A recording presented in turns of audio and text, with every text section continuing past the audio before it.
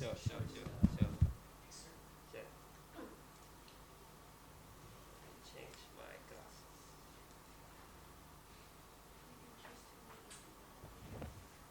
In English,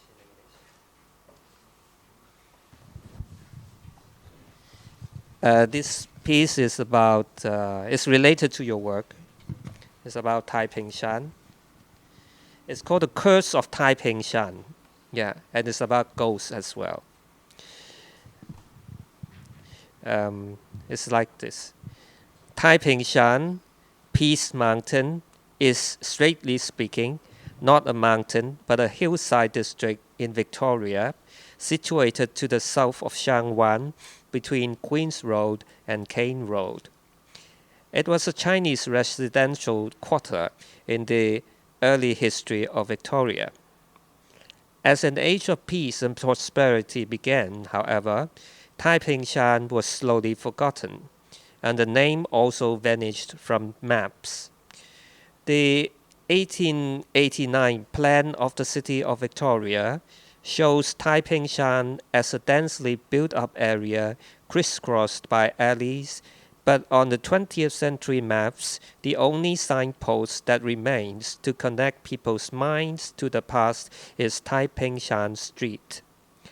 The most conspicuous landmarks in the vicinity of Taiping Shan Street are Blake Garden and the Tonghua Hospital. There are somewhat unpleasant stories about Blake Garden's past. It is said that the Chinese neighborhood of Taiping Shan lacked proper planning and supervision for several decades after the founding of Victoria, and its inadequate sanitary conditions resulted in an outbreak of plague in 1894. In just a few months, from May to September, there were over 2,500 plague deaths. Since Taiping Shan had been the center of the epidemic, the government expropriated the area in 1895, pulled down all the buildings, and rebuilt the district with better sanitary facilities. Blake Garden was subsequently laid out on land between Taiping Shan Street and Po Hing Fong, and was named after the governor in whose term of office it was completed. In order to prevent an epidemic from attacking European residential areas, the authorities passed the Peak Reservation Ordinance in 1904, prohibiting Chinese people from settling in the Peak District above 788 feet above sea level. The sad story of Taiping Shan was then buried under the flowers and birdsong of Blake Garden. Giant banyan trees locked in the souls of the dead, their benign roots driving out putrid vapors so that everything implied by the name Peace Mountain came true. From then on, peace spread as widely as once the plague had done.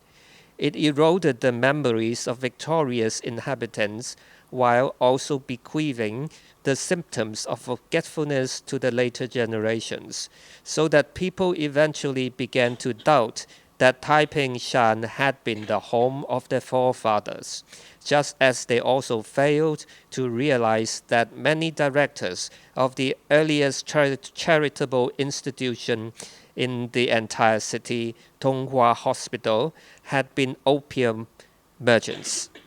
A small number still obstinately believed in the story of Taiping Shan, but were no longer able to find any clues to its existence on maps.